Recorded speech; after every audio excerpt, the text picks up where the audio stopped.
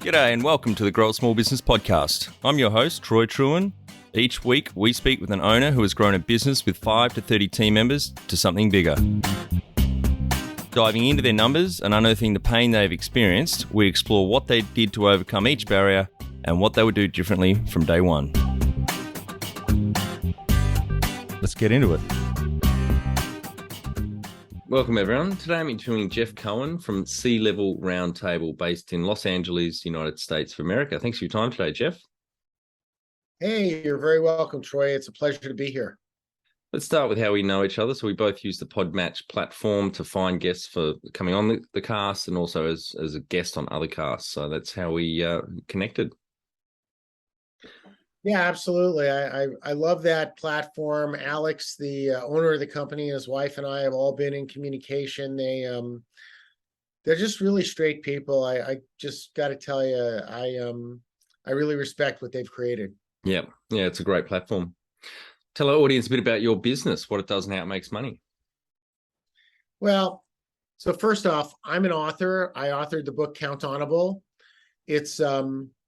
It's just been released, and in its initial activities, the Kindle version was #1 on Amazon in 3 categories, and the hard copy was #2. Great, congratulations! All at the same time, right? I mean, come on, how can you go wrong with that? Yeah. A lot of people ask me, "Hey, what is Countable?" And how did you actually get to where you wanted to write a book? And my journey has been quite a journey. I mean, you can see the gray hairs on me, but other people may not. I've had a really stellar business career. And when I say stellar, I want to be really clear. There have been some really high highs, but the low lows have been so low that today I can look back and say, thank God I'm not there. Yep. But they've been devastating. So I want to make sure people actually have an opportunity, since we're talking to small business owners and medium-sized business owners today, to really get what that journey's like, because you're not alone. No. And I've spent the last 25 years of my life working as a business owner. I had a software company. I grew from nothing to 50 people in 2 years. We were on a run rate for a 9-figure business, or an 8-figure business.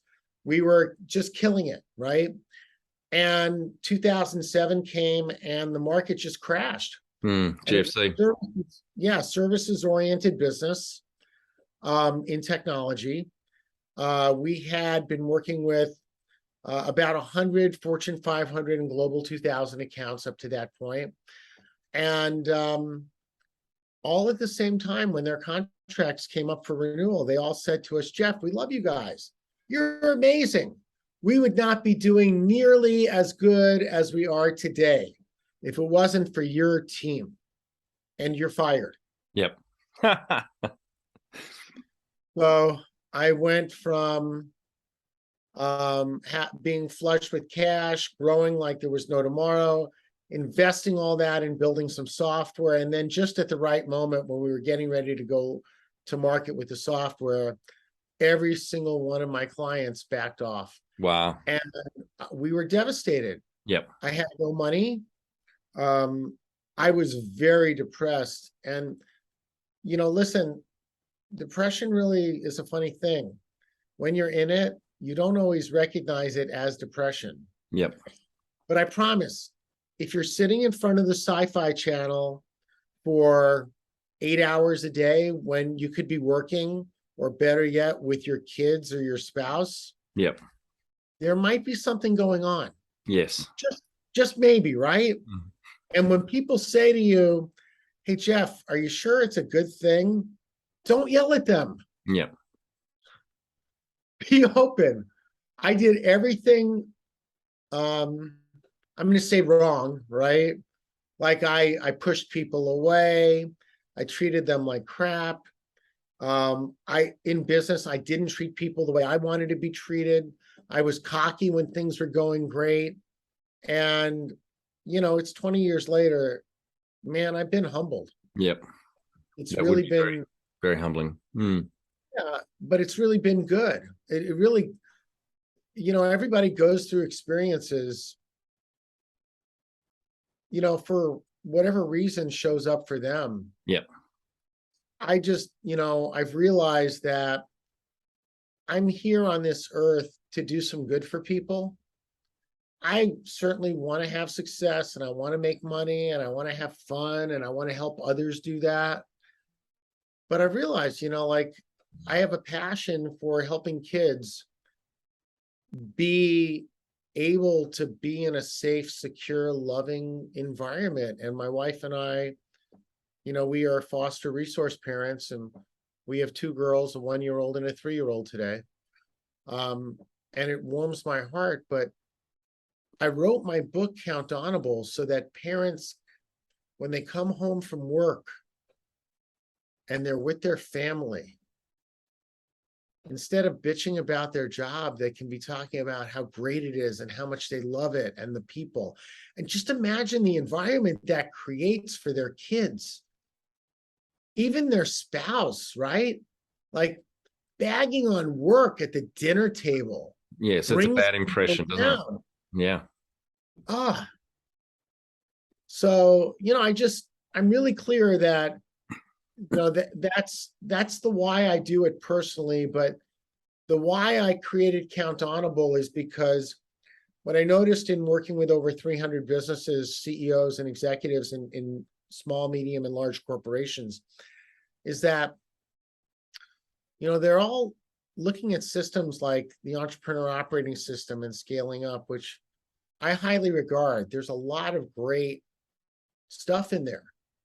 What I find is the gap is they all are, I'm going to say, using the old way. Yep. And the old way to me is, there's a lot of forcing that goes on with those systems. They all say your people must be accountable. But Troy, the last time I heard about accountability was on the 6 o'clock news, and someone was going to go to jail, right? Or they were trying to hold Trump accountable for stuff. Yep. Like, it's not a good feeling. People don't feel good when you talk about accountability. And I realize that's because it's always being pushed on them. It's not empowering. It's very disempowering. Yep. What's empowering, though, is when you're able to say, look, Troy, you can count on me. I'm on your team. I do these things really well. And I promise if you give those things to me, you'll have something better than you ever expected. Just don't ask me to do the laundry and don't ask me to wash the dishes. Those are not my things. And I'm not going to go clockwise versus counterclockwise to clean the dishes. It's just not happening. My wife often wants me to fold the baby clothes in 6 folds. And I'm like, really? Seriously? Please, honey, you know how to do it. Can you just do that?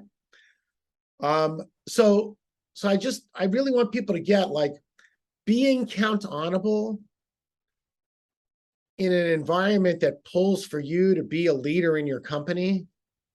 There's just nothing better. Yep.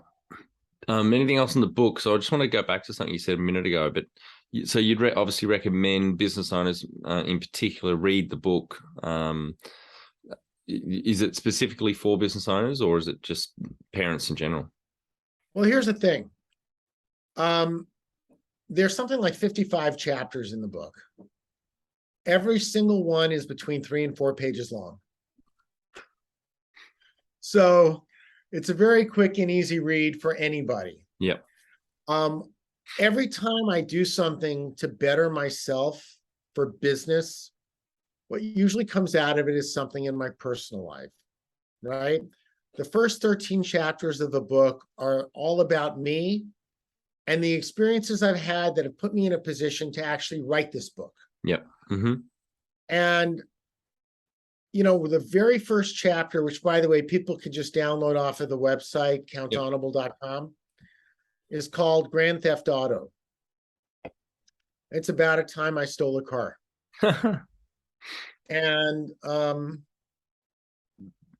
and I identified the number one trigger that I personally have. Now, there's a funny thing about triggers.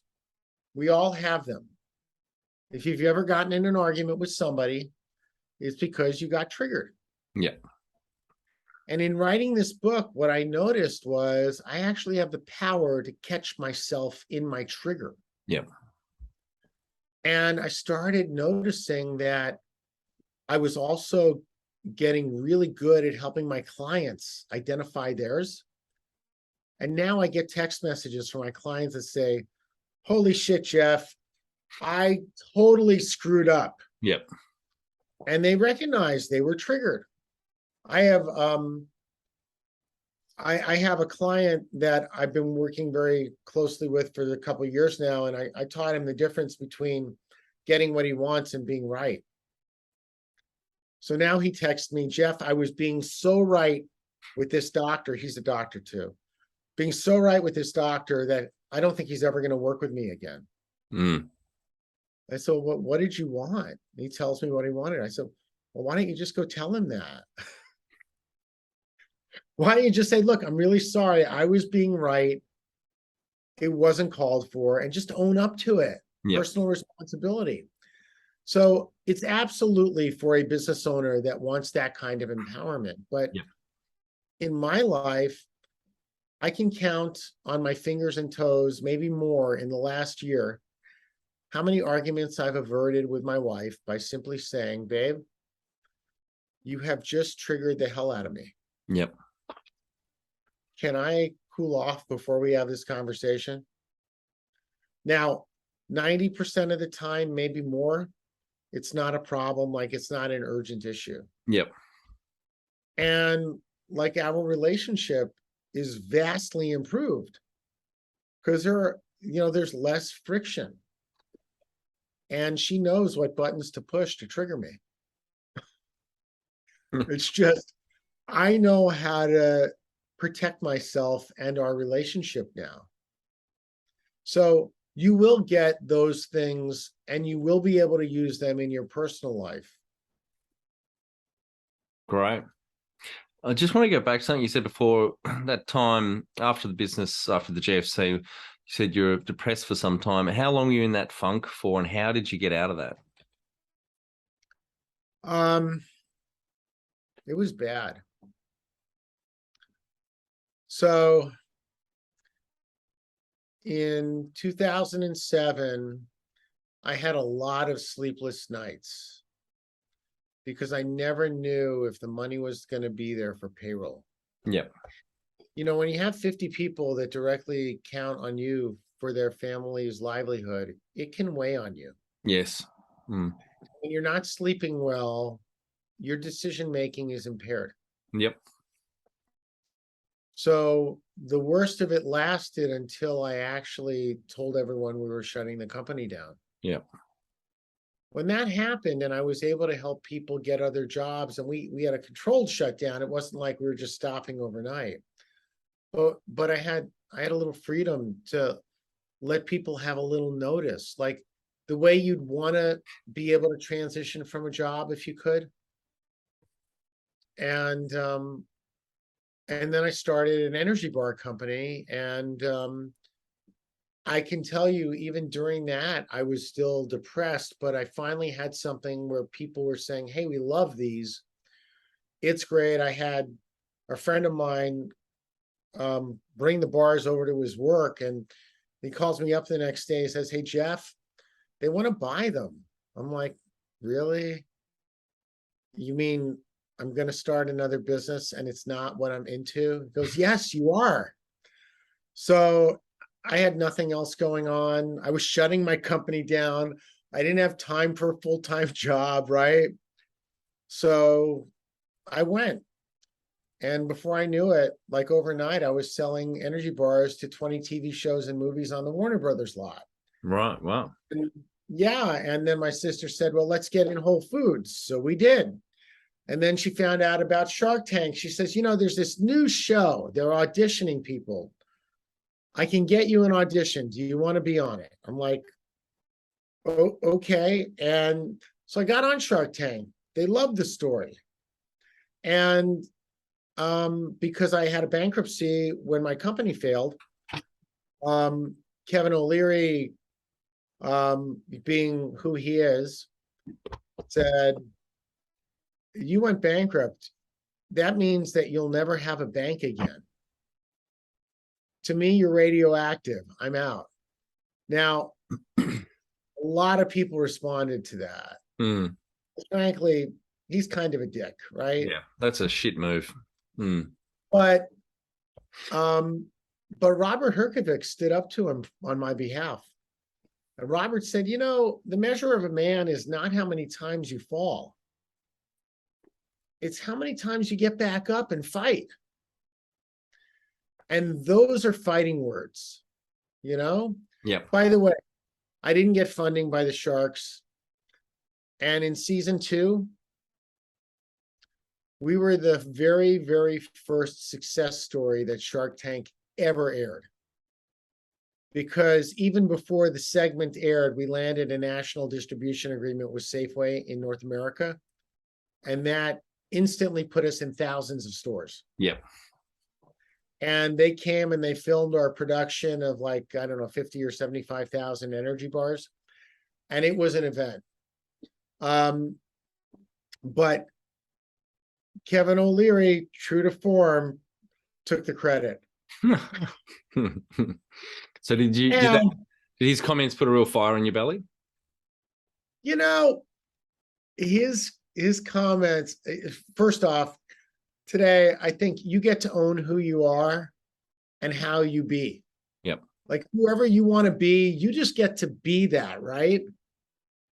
So while a lot of people heard those comments and said, I need to support this guy, and I had thousands of emails in minutes of the show airing.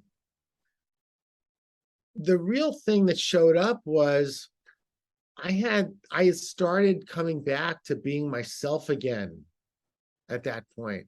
Yeah. Where I'm like, no, I have something people love. You don't have to like it. You don't have to like me. In fact, I think my comments at the end of that episode were something to the effect of, listen, I think we have something really great here, and we're on a roll. And, just because the Sharks aren't investing, all that means is that, in America, we get to have a second chance, and they're just not going to get to participate in mine. Yep. And they didn't. And we had a blast, and it was a lot of fun doing that show. And, to this day, people still say, you're that guy from Shark Tank. I remember you. All because I got called radioactive. So no publicity is worse than that. Yep. Absolutely. And how the energy bar business, how big did that get to, like number of team members? It was the kind of thing that we outsourced the production of. Yep. We had a handful, I think there were 5 or 6 of us in our core team. Production, whenever we did a production run, there were up to 40 or 50 people involved in the production. Yep. Because we made a lot of product and we outsourced a lot of that work. So we didn't need to have a big payroll. Yeah. And how old were you when you started your first business, and what year was that? So I was 8 years old. I wrote all of the professional sports teams, and I said, can you please send me some stickers?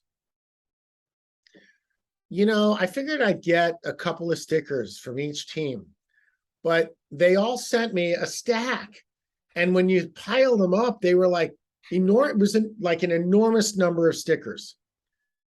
And so I said to my mom, hey, Mom, can I put them on that wall? I just want to cover the whole wall. Would that be okay? I was 8 years old. I was super excited until she said, no, you cannot put them on that wall. That is not okay.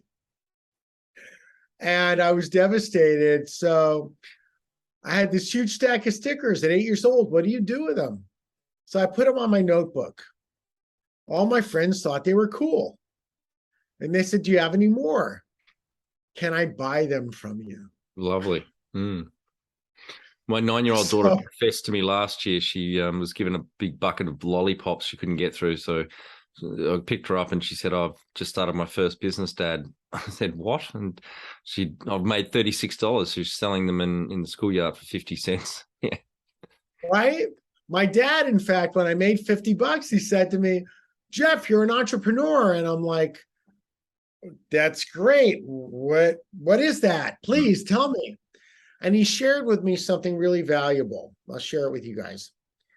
You know, I come from a family where, I'm the second generation immigrant. Yeah. My grandfather had a clothing store. My two uncles, two of my three uncles had a chemical and lighting business. My dad was the only one that went corporate. He was a bigwig at Playtex at their headquarters in New York City, till he decided it was time to be a stockbroker and move to Beverly Hills. So we did that. I come from a line of entrepreneurs. Mm-hmm. And he said, Jeff, when you're an entrepreneur, what it means is you actually get to say what you want your life to be. And you don't have someone saying, I need you at this hour on this day to do this. What I learned about being an entrepreneur, though, is my dad not having actually owned his own business, but being a stockbroker. What I think he missed was being an entrepreneur is a lot more than that. Because once you start being responsible for people's livelihoods and making a payroll, the weight of that, if you have any integrity, is significant. And I don't recommend it to people unless you're really prepared. Yep. Unless you have a good plan and you're funded. And by the way, my first really big hit, the software company, I started with nothing.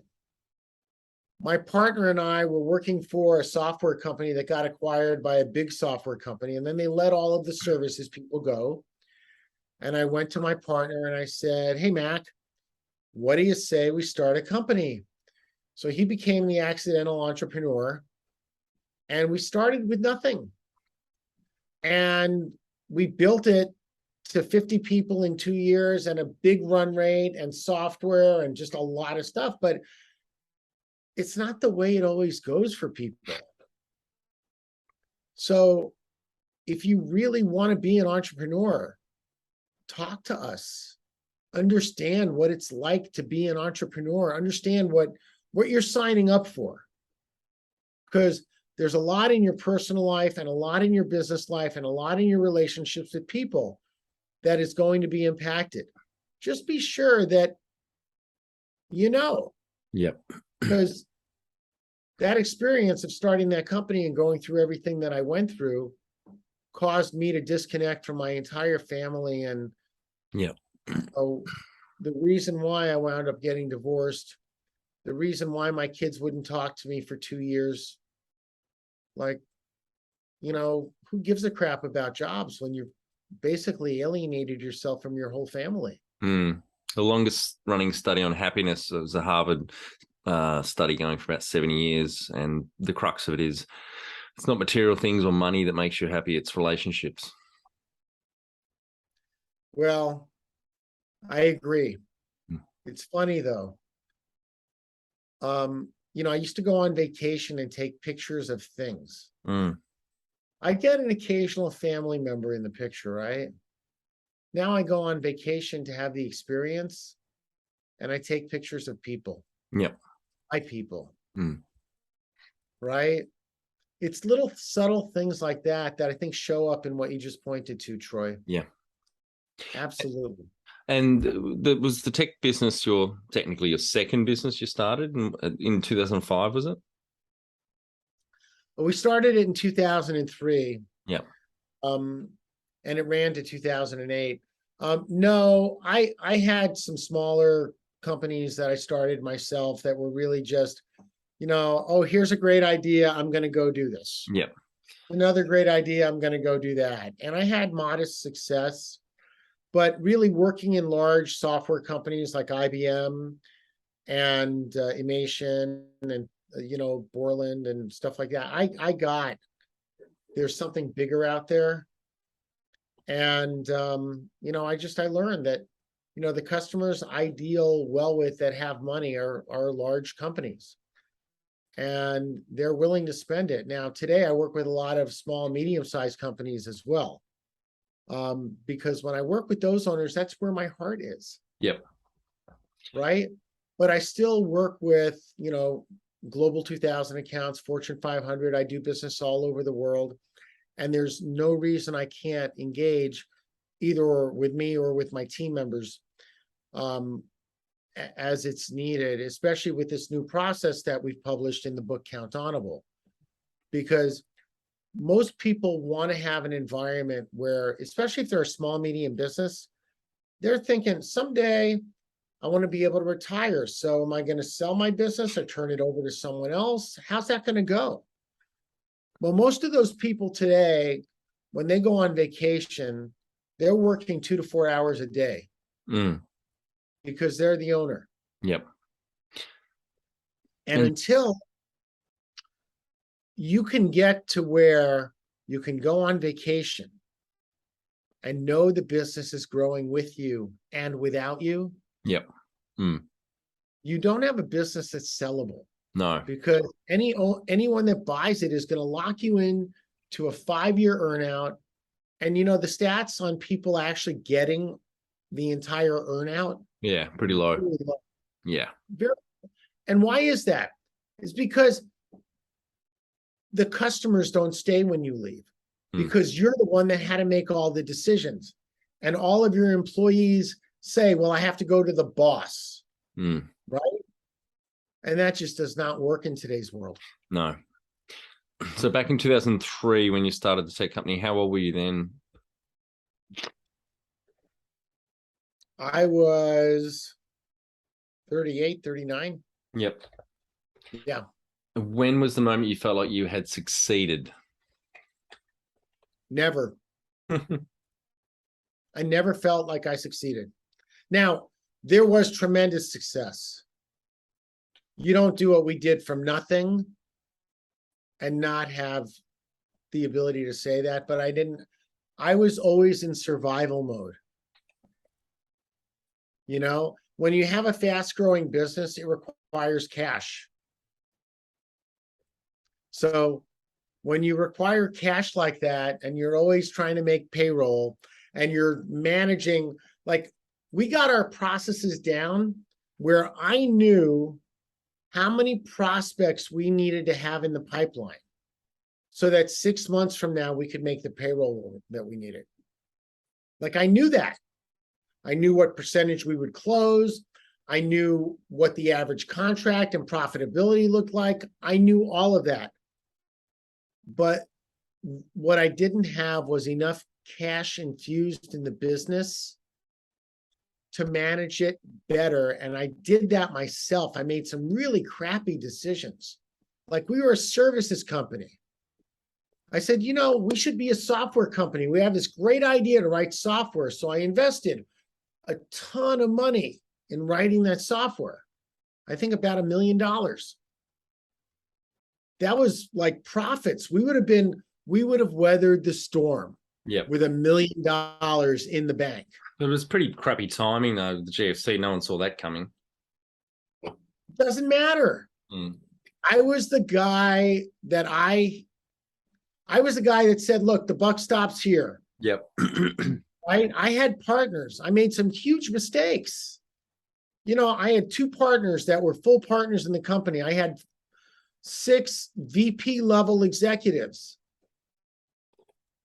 And what did I do? I did what most business owners do. I said, I am responsible. I'm just going to bear this all on my own shoulders. Yeah.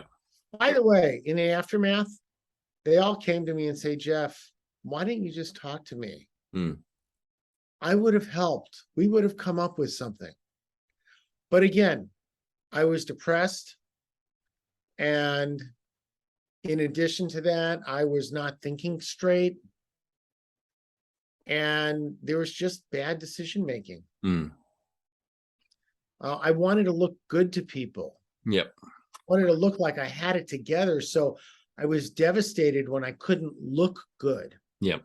Mm. Now, in the last couple of years, especially in writing the book, what I've come to the realization of is looking bad is the new looking good. Being able to be vulnerable and actually tell people what's going on, having that power to be able to say, look, I fucked up. Yep. I'm sorry. It's on me, and there's nothing I can do about it now. It's a pretty big chasm to jump across. So particularly, we've all got egos, but some disproportionate to others, out of control or unhealthy. But it is a pretty big leap to drop that guard and be vulnerable and be that open. And that's why we have the Great Resignation today. Yeah. Because people are just sick and tired of working for phonies. Yeah. And they don't trust you, and they don't believe you, and they're not aligned with what you care about. Mm. Yep. If you're trying to look good, they see right through that. And, for a little while, if your company's doing well and, they see something in it for them, they'll go with that. But the minute something shifts, they will find all of the evidence to prove they can't trust you. Yep. And then they'll go take a job someplace where they think they can trust. And now you'll lose all of that cultural, all the soft cultural stuff they have about how your business operates, how your customers work. Your customers, by the way, they're going to go away with those people because that's where the relationships are. Yep. Right? And by the way, they've been calling you their boss the whole time. Let me tell you, in most countries in the world today, now I know Gino Wickman wrote the book, How to Be a Better Boss, and spends the first 3 chapters talking about how great of a word it is and how much respect it should garner. People hate being bossed around. If you've got a boss, it means that somehow you see them micromanaging you and you don't like it. And when you have that, the next leap is not really a leap. It's really more of a connection from your employee to your customer. And I'm telling you, customers, they want to deal with real people and real companies. Yep. Yep. Tell something bad about what you've done or that didn't work. I'm telling you, you'll get a lot more traction with people if you're just straight with them than if you make things good and put icing on a pile of mud. Yeah. What does success look like to you? It's a lot different today. It used to be all about me. Mm-hmm. It's not. Like I said, to me, the best thing I can do in the world is make sure that kids have a safe, loving, secure environment. I mean, it just kills me. The 2 girls that we have, they've come from difficult situations where either there's been violence or neglect, and the social services have had to remove them from the home. One of them's been in 3 homes in the last year. Awful. Yeah. And it leaves emotional scars on kids. And you know what you have in an adult when those scars are not dealt with at an early age? It's a dysfunctional person that perpetuates. Yep. And what I really, really stand for in my life is I want kids, I want them to grow up, to have the confidence to be able to do the great things they're capable of and be great adults. And, I also want to create the environment where millions of parents and other people that may want to be parents actually have the tools that we deliver inside of this process of being accountable. Because, it sucks going to work and dreading it every day. Yep. It sucks going to work and doing a job that doesn't hit your strengths. It's not something you love doing, and you're not great at it. But if your company just looked for all of those traits in you and all of your coworkers and started lining people up like that, just imagine the great culture and environment that would exist. Yeah. It, it's enormous. It's energizing. It turns people on. They want to come to work. And by the way, your productivity increases multiple times over when you stop giving me the laundry and the dishes to do, and you put a job out there and hire someone that loves doing the laundry and the dishes. Yeah, that's right. And you let me do podcast interviews because I love doing those. Yeah. Number one thing you'd recommend to marketing a fast-growing business? You know, first off, you've got to have something that people really want. So there's a lot of research you need to do before you know you've got that. You know, how do you know that your product or service is going to ignite people? Are you different? Are you causing people to really like emotionally stand in what you're doing? Are you building something where there's like a movement people will follow and they want to and they're excited about? Or are you just another business person with a competitive business and you're looking for the little thing where there's a little competitive edge so you can say, we're better than Joe because we're blue? But so until you actually find the thing that's going to change the world, I believe that being countable is going to change the world. I believe, and I write it in the book, that in my lifetime, 100,000 companies are going to use this process. And they're all going to switch from the old way of being accountable because it's exciting to be able to take pride in what you do. Yep.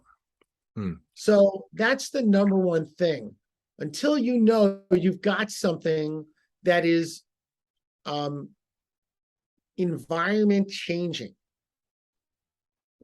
and builds, grows, and excites people, you're just going to have another business that'll grow, maybe.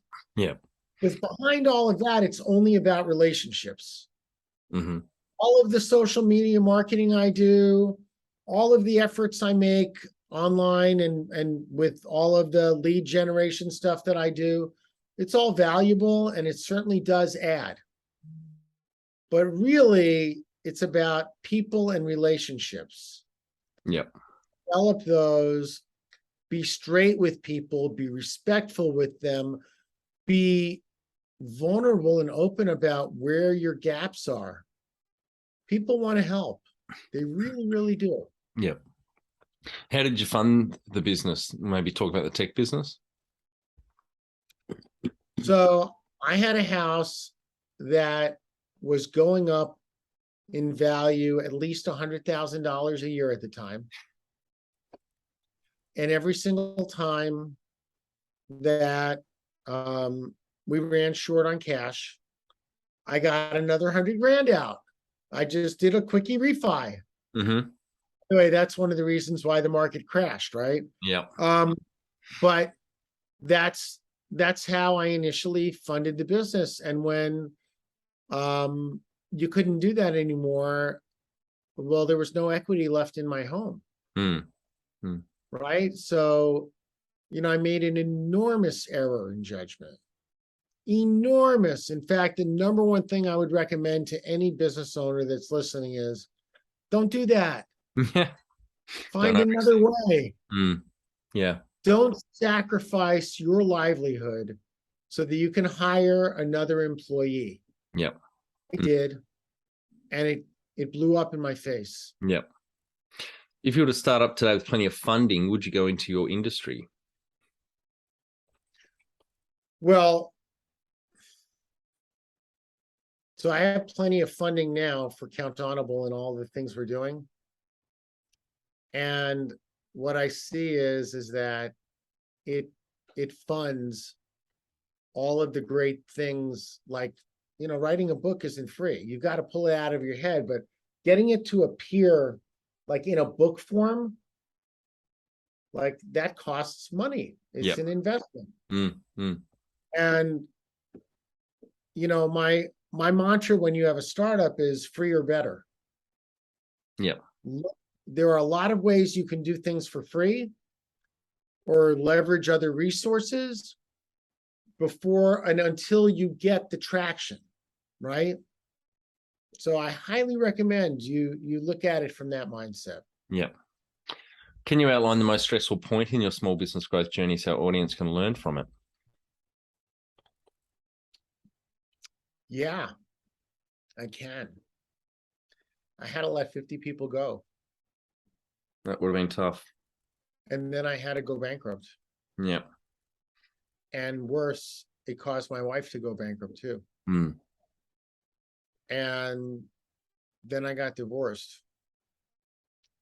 And then I realized I need to do something about that. And I started really looking at myself. I took a program called the Team Management Leadership Program. I talk a little bit about that in the book from the Landmark organization. And in that program, I got to really do a self-assessment. I think it's something that people generally don't do. Mm. I really got to look hard at myself, and I had some realizations. The number one thing I realized was in the beginning of that assessment was I was a shitty boss. I didn't treat people the way I wanted to be treated. I was cocky and arrogant. I was right. I was right a lot. Not always effective, but always right. Yeah. Mm. And I was always blaming someone else. Mm. And because I did that, I didn't get what I wanted. Like the outcomes weren't there. But I noticed that and I realized, I'm probably not the only one. Yeah.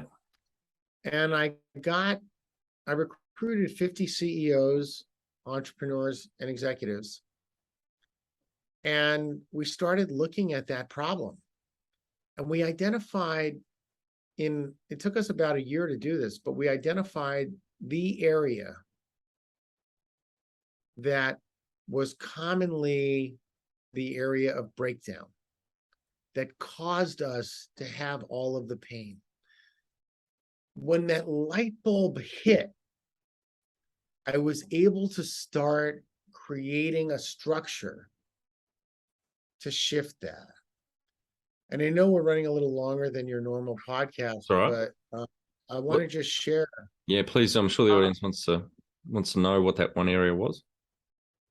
Well, so I found out every single leader I had been working with that year had a different definition of what effective communication actually is. And it's actually pretty mind-boggling. I want to share a personal story to illustrate. Yeah. Because I think I look a lot at children and I think if we just treated the people we work with the same respect that we would treat a child. Yeah. When we find there's a breakdown, right? We don't yell at them. We don't a lot of things and what we do. So we were in San Diego visiting some friends, and they have a 7-year-old daughter. And our foster daughter was 1-year-old at the time. And my friend and I, we took the two girls out in a wagon to go to dinner. And it was just the four of us. Our wives went and did something else. And after dinner, we got back in the wagon. The 7-year-old is having a great time with the 1-year-old. But after dinner, she's doing whatever she does. And we're pulling up to frozen yogurt. And I noticed my 1-year-old is standing up, holding the side of the wagon. And she's crying. She's afraid to sit because she doesn't know how to sit safely in a moving vehicle. Now, I asked my friend to stop, and he did. And then I turned to her and I said, "Hey, honey." Before I did that, I picked my daughter up and calmed her down, right? Mm. Then I put her in the wagon. I turned to her and I said, "Hey, honey, did you notice that she was crying? That she was scared?" She goes, "Yeah." I told you. And I'm like, oh my gosh.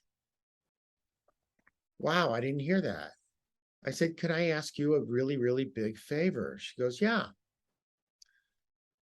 I said, if that happens again, there's ever a time that it's important that I hear, can you just make sure that I answer you back so you know that I heard you? And then she did the thing that we've all been trained to do in the last few years. She said 2 words, got it. And then she put her head back down and started playing her video game again. Mm-hmm. Now, I could have left it there. But my definition of effective communication is a little more than got it. However, I want to let you know a lot of people's experience of effective communication is got it is good enough. Yep. But here's the thing. If we all treated our employees like I'm about to share, we would know. So I looked down at her and I said, hey, honey, I'm just curious. What did you get? And she said, nothing. And 5 seconds passed. And 10 seconds passed. Still nothing. 15 seconds, she lifts her head up, stops playing her game, and says to me, you want to make sure I hear you. Answer me back if I call to you. Now, I had a feeling that there was a chance that could stick. Mm-hmm. But about a month later, we went back down. And she wanted to play with my 1-year-old daughter and a bunch of her girlfriends. And I said to her, I said, I think that would be great. And I'm just curious. Do you remember that conversation we had in the wagon when I was here last? And she said, you mean where you want to make sure that I hear you answer me back when I call you? She really got it. Just imagine that was one of your employees, and a month later, you could ask them a question and know that they knew the answer. Yeah. Yeah. People miss that today. Yeah. And then they blame people for not listening. And what's missing is they're pointing a finger at them, but 3 fingers are pointing right back. Mm. Yep. They're not taking ownership and responsibility about the communication and how it lands and if it got through. One of my favorite Peter Drucker quotes, communication is what the listener does. So it's my responsibility to make sure that my message gets through to you is basically it. Just want to go back to shitty managers. You know the percentage, the reason why people quit their job, do you know what percentage of that is because of their shit manager? Not the exact percentage, but I know it's the predominant reason. Yep, 70%. People quit. Well, I'm sorry, what percentage? 70%. People don't quit jobs, they quit people. They do. But today, a new stat that I saw in a McKinsey report just last week, 40% of people in North America are considering leaving their jobs today. Yeah, it's huge. Yeah. Yay. One day. And here's an interesting one. 70% under 30. Yep. Yep. 50% over 50. People are looking to leave their jobs in droves today because of ineffective management that is always right. Yep. And they're under such pressure by their managers that they don't have the tools or structure or coaching to help them get through that. Yeah, totally agree. And Troy, Yep. that's what we do. Yep. We help them put that in place and get flat on how to treat their people. Yep, totally. I think there's an under-resourcing and training of managers in small business in particular. And businesses suffer, like I said, 70% of the reason why people quit a job is because they're the manager's not good or they're an asshole. What area in business do you feel you've had to work on the most to add the greatest value? That's a great question, Troy. I think the number one thing that has made the greatest difference for my clients is really about interpersonal relationships and communication. And I think I spend more time on that with clients without actually calling it that, right? Because what happens is like people we're building their plan, we're reviewing their plan, we're going through what's going on in their world, and they bring up people issues more than any other issue that exists. Totally agree. Yeah, it's what I like to say is that people are the hardest thing in small business and where the value is at. Yeah, so totally agree with that. It's the biggest area.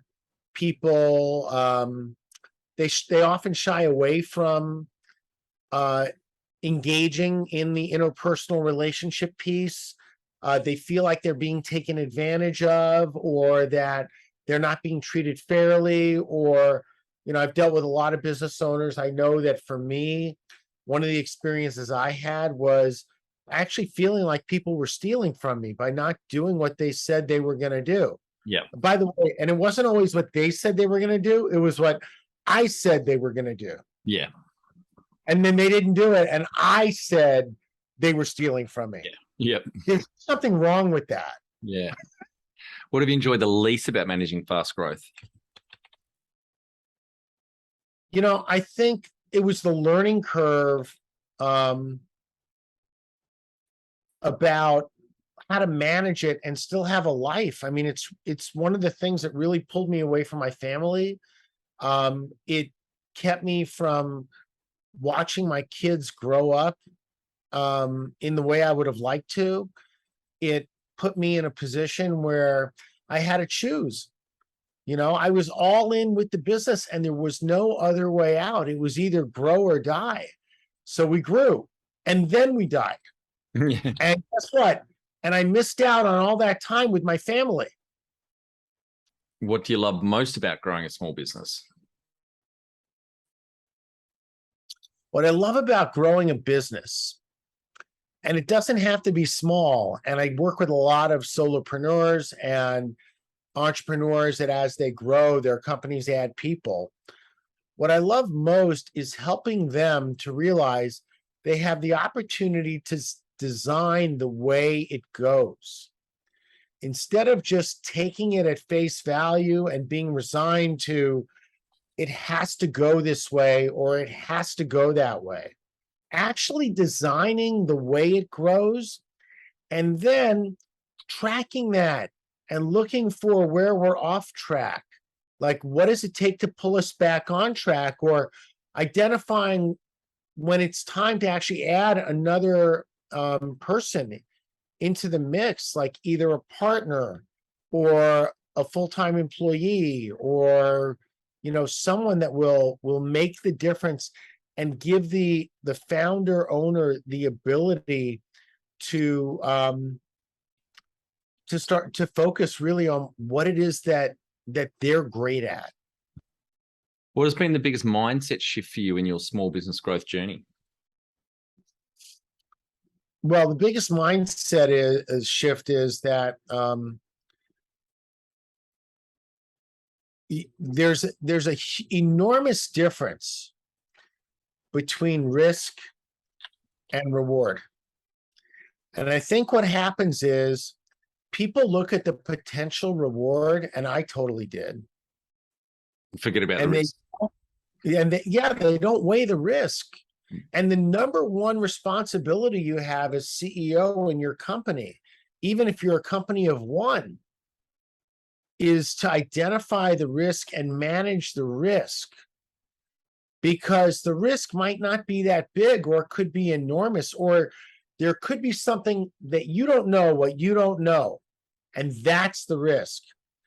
And without advisors, without coaches, without teammates, you'll not weigh the risk always in a way that's effective and protects you, your company, and your family. Yeah. The number one habit you think a small business owner needs to develop and maintain? Well, if you don't come into a small business with this, then at some point, people are just going to run away from you. And it's love. You have to love what you do. You have to love the people you have. You have to really create the environment where your people, and I'm not just talking about employees, but your employees for sure, and your vendors and your contractors and your customers, like they know that you love them. And when you love your employees and your contractors and they're working with your customers, do you know what your customers get? Great service.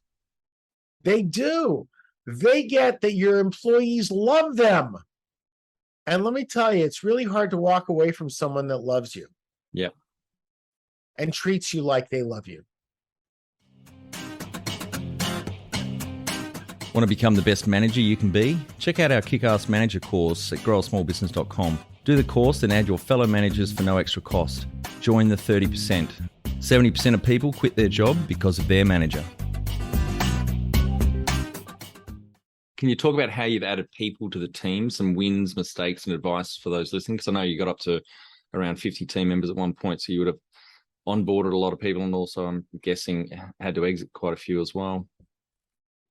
Yeah, well, there's that from my company, right? And companies, but then there's also all the clients I work with today, and we often have conversations about, well, I found someone I like. How do I know they're the right person, right? Or I don't think this is the right person anymore. Or even business partners I work with, where one of them says to me, Jeff, I'm just done. He's a jerk. And listen, it happens all the time. And,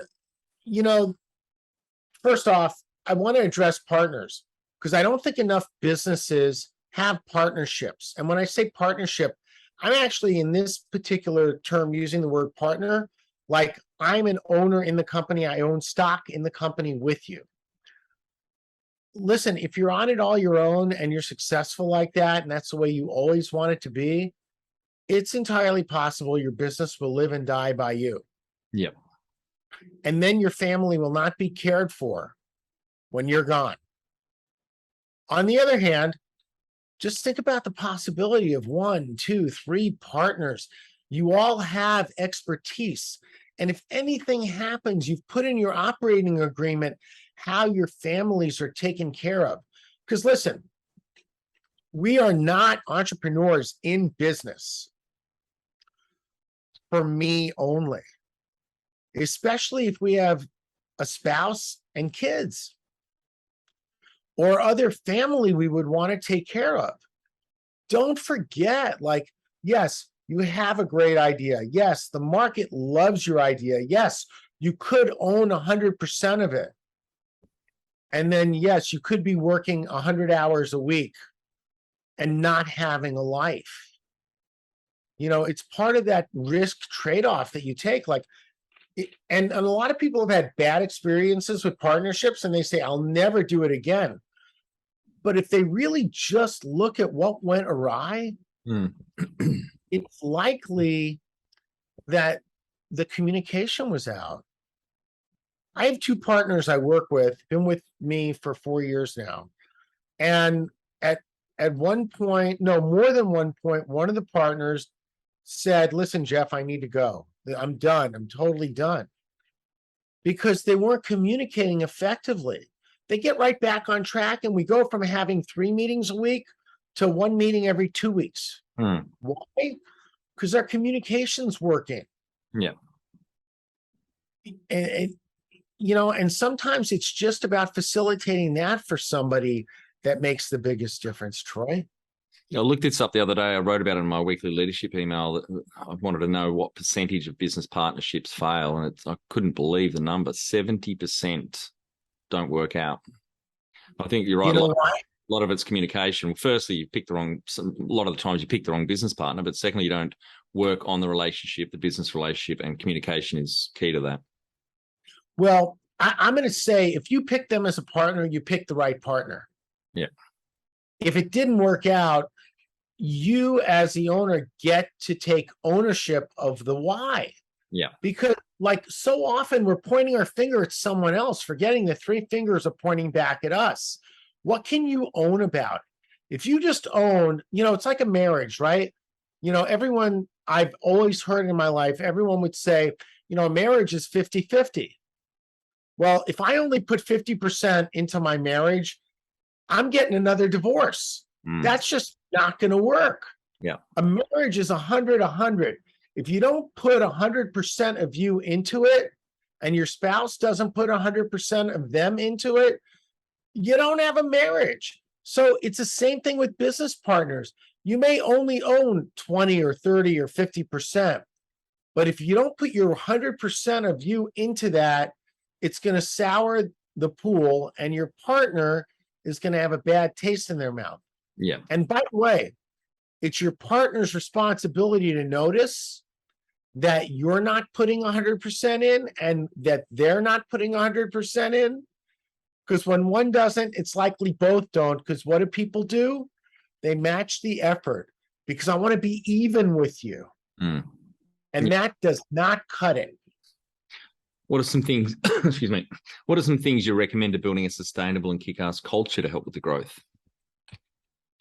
Well, first off, you got to read my book because the book is about a culture. The old culture of forcing people to be accountable, force doesn't work. Yeah. And then when force doesn't work, a lot of people get resigned. I know I did. And then I let just crap fall all over the place. What you really want to do is you want to have a good check and balance system, but it's got to start with what your goals and dreams are for the business. And then all of the milestones you put in every 90 days that you're mapping to, they've got to actually have priority actions that are truly priorities. And when you look at your milestones and you look at your priorities, you got to say, this priority matches to this milestone. And if you don't have priority actions that match to a milestone, the odds of getting there are minimal. So what I promote and what I write about and teach people and work with them on is, this is really great. In the 80s, Gorbachev just passed. So in the 80s, when he signed the SALT agreement with Ronald Reagan, Reagan got up there on stage and said, okay, Mikhail, we're going to employ a Russian proverb to manage this relationship. We're going to trust you. And then we're going to send hundreds of people in to verify that you took out all those nuclear weapons. And if you just think about it like that, well, in business, we're not actually going to send hundreds of people in, but as a business owner and a manager, you have things that are important to you and people doing them or not doing them. And the only way to really know is to have a good mechanism for checking in. Because when you trigger people, and trust me, we do it all the time. You've triggered them because when they haven't delivered what you said, and then they start spending 20 to 30 minutes telling you about all the other things they've done, you've triggered them. And now you've wasted time. Plus, you still don't have that task done. And you don't have the right person doing it either. And that's what we help people figure out. Tell our, excuse me, tell our audience how you've handled balance. There is no balance. You're 100% in or you're 100% out. What that means is you can be 100% in and actually work 40 hours a week. Yeah, it's possible. Right? It's totally possible. And that's not about balance. It's about setting a goal, engaging your team with you in the development of that goal. And then it's about identifying the core critical things that you have to take care of, right? That you have to be the one to make the decisions on. And then empowering other people to take things on as well. And it's not delegation. I hate the word delegation because so many times when people say, I'm delegating, what they're really just doing is dropping the shit in someone else's lap. Yeah. And then they don't manage it. They come back 3 weeks later on Friday afternoon at 4:00, right before the long weekend, to that person. They say, hey, by the way, did you get that done? And now that person gets defensive, they're triggered, and they're wondering, am I in the right job? And with so many people leaving their jobs today, Yeah. you're going to lose that one. How much professional development have you invested in yourself? Oh my God. It's like constant and ongoing. Like if you're not working on yourself and noticing where your gaps are and where you're out of integrity, and I use the word integrity not like it's good or bad, but it's like, Troy, before this meeting, I sent you a message. Hey, the Zoom link isn't working, right? Well, what if I tried that link right at the time of our meeting and found that out? Now we'd be starting our meeting 5 minutes late or 10 minutes late. Like I didn't show up on time. So that's just an out of integrity. And I don't think people really look at where things are not working from that kind of perspective. Like, I believe integrity is critical, but that's not just saying don't lie, don't cheat, don't steal. What that's saying is, hey, look, treat people the way you want to be treated. If time is important to you, and we started out, you said, hey, Jeff, I'm really busy, right? Got a lot going on. Well, if that's really important to you, then being on time is something you could have integrity with. And I tell people, you can count on me to be on time to our meetings, to be engaging in the conversation, and to make sure that I help you in any way I can. You just can't count on me to do the laundry, right? I will not do that. And it's out of integrity to ask an engineer to go and do the laundry, but people do it all the time. Have you had mentors or coaches along the way? I've had some amazing coaches along the way and mentors as well. In fact, I wrote my book and then I announced it to the world. And on my list were people like that. And one of them that I grew up in sales with, like he was an amazing manager. Just, it's been, we talk about every 10 years, right? At this stage. And he and I connected and it was like yesterday. And it was, he did things that were just like unbelievable that people would do them. Like, for example, I was salesman of the month in my first quarter with the company, right? What did he do? He sent my wife a dozen roses. What do you think she said about that? Oh my God, Jeff, you're totally with the right company. You better get that again. I want to get more roses, right? But, you get people in your life that set examples that are unexpected, and you get to carry those forward and bring those to the people you work with.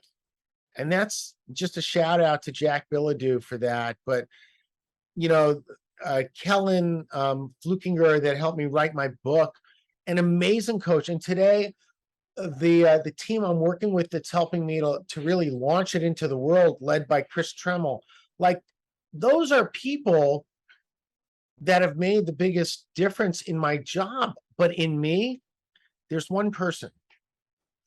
And I took a 2-year program called the Team Management and Leadership Program. And this one leader in Los Angeles. Her name is Jen Herta. She helped me to see when I could not actually hear people. Like, you can tell I'm a pretty good talker, but I used to not listen. And that is the death of any manager, the death of any leaders, not being able to hear.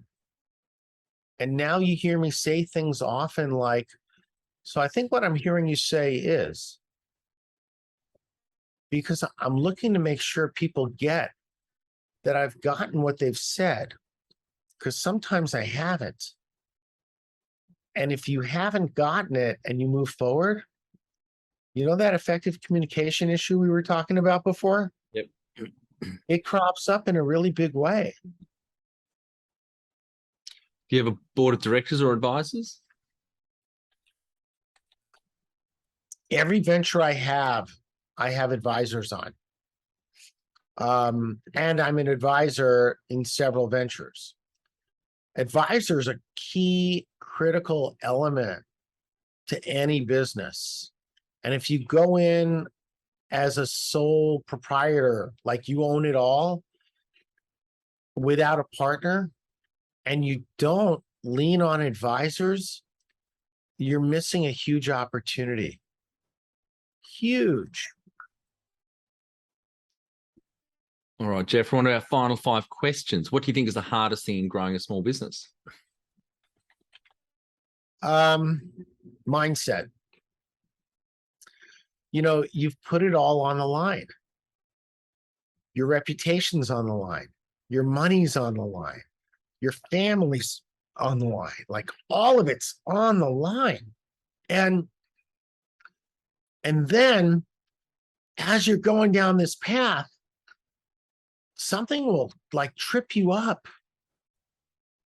And your mindset, like, it's not always something you can reset yourself. You know, you talk about advisors. People are afraid to open up to other people and be raw and honest about how they feel and what their concerns are. And a lot of that is they just want to look good. So my new mantra is, looking bad is the new looking good. Like, when you can actually be honest with people and say, you know, I feel like a fraud right now,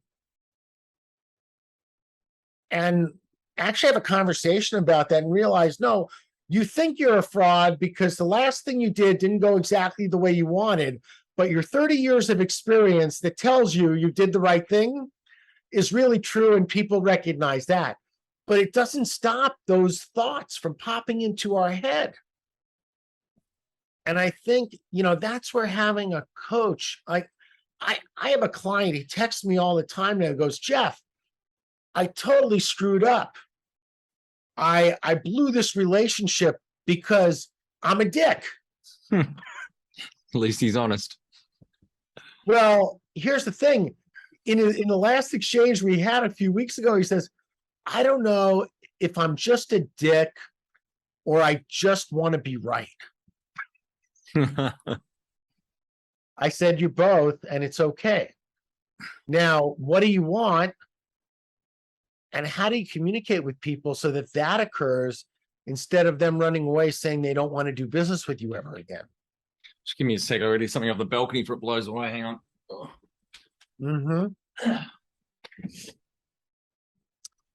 This is going to be the most edited Probably, yeah. Sorry. that you've ever done, right? No, it's quite windy now. It's just turned windy. I had my some clothes out in the balcony. Sorry about that. No, that's okay. You don't want them on the street. I get it. That's it. Favorite business book which has helped you the most? There's no one favorite business book. You know, there's a slew of them. If I just opened up my Audible list, there's like, you know, Simon Sinek's What's Your Why, and Mike Michalowicz has 4 or 5 that are amazing. And, you know, I really love Gino Wickman. I hate Gino Wickman and Vern Harnish, because I love that they created these amazing systems like Entrepreneur Operating System and Traction for Gino, Scaling Up with Vern. And there's a lot that I've gotten out of those systems, but they were written 10, 20 years ago when accountability being forced on people was the norm. And they keep saying things like, you've got to make your team accountable, but you can't make people accountable. They have to want it. And so that's where the idea of Countable comes from, because those are all great books. I highly recommend them, even though I disagree with some things about them. But I still think there's some golden nuggets you can get from those books. Yeah, totally agree. Any great podcasts or online learning tools used for your own professional development? I've interviewed with about 70 podcast hosts this year. And there are some that I have just loved. By the way, I'm really enjoying this and like all the questions you're asking. Thanks. Because a lot of them, it's just a conversation where I share. Yeah. But I get, like, when your listeners come in and they listen, they get, no, there's actually these are the things I can expect to get. Mm. And I love that. There's a few of them that have been like that. And I would just invite people to Google Countable. Yep. And you'll see the podcasts I was on. There's not a single one that's been a downer. Yeah, that's great. One tool you would recommend to help grow a small business? A great coach. Seriously, get a great coach. Get someone that's done it before and doesn't tell you what to do. Because you'll never learn if you're always asking them what to do. You'll always be dependent on them. And a coach is not going to do the work for you. They're going to help you figure out how to hire. They're going to help you assess. They're going to help you with a lot of things. But get a great coach. Finally, my favorite question. What would you tell yourself on day one of starting out? Wow. My dad, when I was 8 years old, really instilled in me how important it was to be able to have control of your life. And if you're an entrepreneur, he told me, you can do that. I think chapter 2 in my book talks about how I sold stickers when I was 8 years old from all the professional sports teams. And that's where I learned that lesson from him. But what I would say to myself, knowing what I know now, is when you're an entrepreneur, you're actually never controlling your whole life until you've set your business up to run with and without you. Yep. Totally agree. Thanks for your time today, Jeff. I think the audience get a lot of value out of what you shared with us, going from 2 team members up to 50 and then back down to about, I think you said 38. Sorry, when you were late. 0.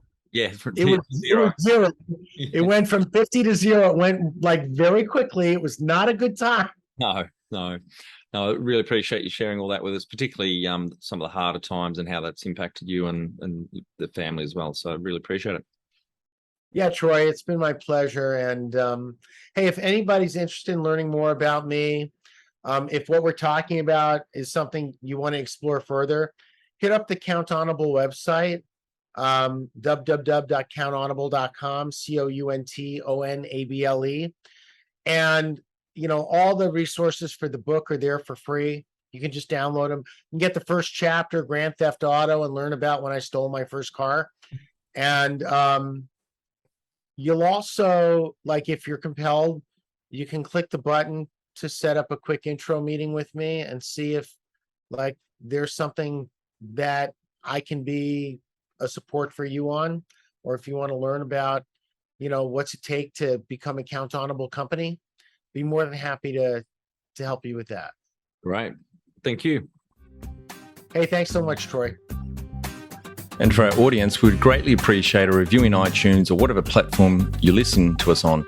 More reviews means we bubble up higher in iTunes, etc. So more business owners looking for podcast help with their growth will find us.